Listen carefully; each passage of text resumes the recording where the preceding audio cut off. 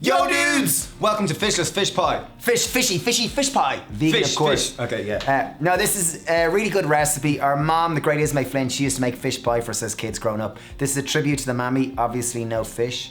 Extremely tasty. This is oil free. We're gonna make it in 30 minutes. This is comforting, delicious, creamy, and ultra indulgent. It's great on a winter night or any night where you want something comforting. It freezes well, it refrigerates well, and here we go. Pan on high heat, make sure your pan is smoking. An indication of your pan is hot enough is pour a little bit of water on, or liquid, and it should evaporate immediately. You see that? We've diced 1 red onion, 3 cloves of garlic, and in they go. Nice sizzle to start off. I've chopped 1 red onion, or 1 red chili nice and finely. I left the seeds in if you like it spicy. Obviously leave it out if you don't like it. Okay, so we've got a pot of boiling water over here. I'm gonna pop in, we've got about, we're gonna cook the full load of spuds. I bought a kilo of spuds and we're just gonna cook them all because Spuds is Irish for potato. potatoes. So we're just using a simple rooster, which is quite a flour. It's kind of in between waxy and floury potato. Any kind of potato, doesn't matter. Spud, right. Just make Once sure they're this in the works. pan, I've got 100 grams of oyster mushrooms. I'm gonna rip them up. This is gonna add quite a meaty-like texture. Oh, look at them, they're starting to pop, lovely. And as you note, the pan is things are starting to stick, they're starting to look a little bit dry. I'm gonna add in a tiny little bit of veg stock just to deglaze the base of that pan, just to remove any bits that are sticking. And as our oyster mushrooms start to brown, I'm gonna add in 2 tablespoons of tamari, just to really infuse them with a nice umami note. I'd go another little bit, I don't think this is quite out of it. Okay, while Dave's frying down our mushrooms and our veg, I've got a leek. Many people underrate leek and they think it's quite a boring veg. In Ireland, typically people only use the white of the leek. In Spain, typically they only use the green of the leek. We're gonna use both. Make sure to chop it down the center because there's often a lot of sand in a leek. So chop it finely. So you'll note that as things start sticking, I'm just adding a little Leek is just going moisture. straight into the pan. The green of the leek will be a little bit more fibrous, so you might need to just give it a little more grit with your knife. Next step, enter the celeriac. Celeriac, the root veg of celery, wonderful starchy veg with nice celery undertone. It is quite an ugly or special looking fella. Just make sure to chop any of the knobbles off. Knobbles or gnarly bits. Yeah. I wouldn't peel it, but I'm just gonna chop off any gnarly looking bits, and I've given it a good scrub. Yo, deglazing requires good maintenance. So chop the celeriac into even sized pieces. Main reason is just that it'll cook evenly. So I'm chopping the full celeriac. This is quite a small celeriac. So I'd say it's about 300, 400 grams in total. So I think something which is really important when you're adding a whole lot of veg into a pan is a decent pinch of salt will help them to release their flavors and kind of bring them all together. I've chopped a carrot. Again, I chopped it into even bite-sized pieces, similar size to celeriac. In it goes. So really all we've done is we've popped all our veg into the pan as soon as we kind of prepped it.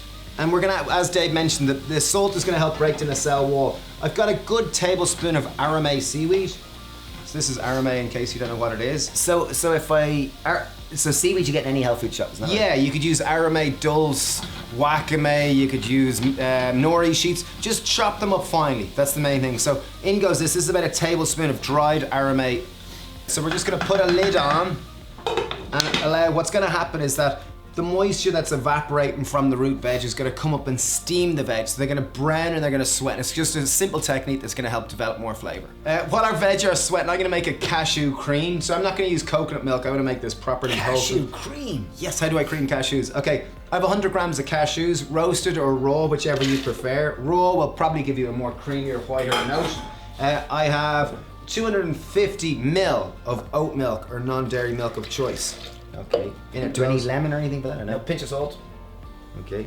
little pinch of salt. So this would be kind of a place where you might use a bechamel, like a fish pie might have a bechamel or some kind of creamy sauce. This will be the equivalent of it. Put it in your blender, and we're gonna mix it up. So you'll end up with quite a viscous texture. So by viscous I mean by quite fluid. Okay, so we sweated our veg for 5 minutes. You'll see it is sticking slightly to the bottom, but that's okay. We're gonna remove all that flavor and deglaze it again. So lid off, Now it's time to bring it all together. So I've got 1 tin of pinto beans, or any kind of beans which you have. Just drain and rinse them, obviously, and reduce the flatulence. They're just gonna add more bite. Typically, Mom never put beans in the fish pie, but this is gonna add nutritional value, bite, protein, and just deliciousness. I've 1 litre of veg stock, in it goes. This is really gonna help with the deglazing. So once it's added, just scrape all the flavour off the bottom of the pan. We've got our cashew cream. So approximately about 400 ml of cashew cream, in that goes. This is gonna make our dish creamy and delicious. I've got juice of half a lemon. In that goes, that's gonna bring a green acid. Okay, and you might have been wondering, where are we gonna get that taste of seaweed, that sea from? Enter, this was our dear friend, he's called Samphire, or also known as poor man asparagus. You find him on most riverbeds when the tide is out. It's a really salty, kind of unique little vegetable. Another name for it is sea asparagus. So it looks kind of like asparagus in that it grows up in spears, and when you bite into it, so salty a note. So it really does carry a note of the sea. So we're just gonna break them in half and add them to the thing. If you didn't have Samphire, simply add a little more seaweed. Probably add another, another handful of chopped seaweed instead. We're gonna bring this to the boil, reduce it and allow it cook for about 15-20 minutes until the celeriac is soft, it's all cooked, it's all come together, and it's magnificent. What's gonna happen is a lot of the moisture is gonna evaporate, thickening the sauce and reducing it. Okay, so we boil this off until it's really reduced and it's nice and thick and delicious. It took about 10-15 minutes, but you see the texture we've reached now and just how delicious. One of the points to look for just to know that it's ready is that your celeriac is soft, delicious, and just tastes like more. Okay, so we're just gonna add another little bit of fish flavor to it. So we're gonna add another bit of the Samphire. So just another small little handful. We're just gonna tear it up again and add it in.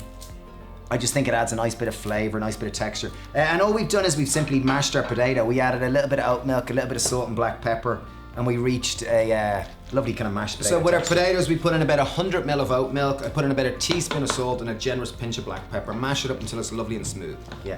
So that's about 10% milk to potato. So we eat about 1 kilo of spuds and about 100 ml. So into our baking tray. So just get 2 oven-proof dishes or 1 large one, and we're gonna ladle it into the bottom of it. You want it mostly 2/3 fish sauce, 1/3 potato. Okay, so we filled them 2/3 full with our fish sauce. Top tip, now we're doing the potatoes, or the spuds. Take 2 spoons and you're just gonna layer it out like this. If you do try to spread it, the sauce is just gonna go everywhere. So you have to be slow and steady with this. Patience. As our friend the great Shawnee Cowell once said, is it a pie unless you plough the field? So, it sounds weird, but take a fork and time to plough the field. Plough it into nice kind of deep... trenches. Drills. Drills, yeah, nice deep drills. It just gives a nice kind of, it crisps up a little more, you get a little bit more caramelization once it's in the oven, and it just, all in all, looks more impressive. We've preheated our oven to 200 degrees. We're gonna bake it for 15 minutes until it goes golden on the top. Okay, so our vegan fish pie has been in the oven for 20 minutes. It's nice and crispy. Time to take it out. Here, look at that. Look at our lovely trenches, Shawnee's drills. Potato drills. Fish pie drills. Oh. Dun, dun, dun. Look at that. Look at all those fishes. Wow. That looks epic. It smells like the sea. Really Look at good. that, the steam coming off it beautifully. Okay, now for the taste. Here we go, vegan fish pie. It looks hot. It really does. Look at the steam coming off it there for beautiful. Okay, this is super wholesome, delicious, yummy. The bit that, like, the fish sauce was so strong flavored, like incredibly delicious. The plate is just gonna neutralize it and balance it. Taste of the sea. It tastes like Tastes like a. Belly. It tastes like. It tastes kind of like sitting at home by a fire, listening to the rain bouncing off the roof, while you've got a warm cup of tea in your hand and you're nice and chilled and relaxed, and the bath is running and you got a nice book. Can it taste like that? Yeah, nice, just Yeah, it really does. Very delicious. So Really anyway, leave a comment below if you do make this. Let us know what you think of it. It really is well worth trying. And if you know anyone that does love fish pie or anything like this that wants a vegan version, please share it with them. Thanks for subscribing. Thanks for your support. If you are looking for more oil-free recipes, we've got a Happy Heart course which helps people get healthier, lose weight, lower cholesterol, improve their blood pressure, and learn how to cook without oil. Details are down below. Thanks for watching, thanks for subscribing, and bye! Cheers!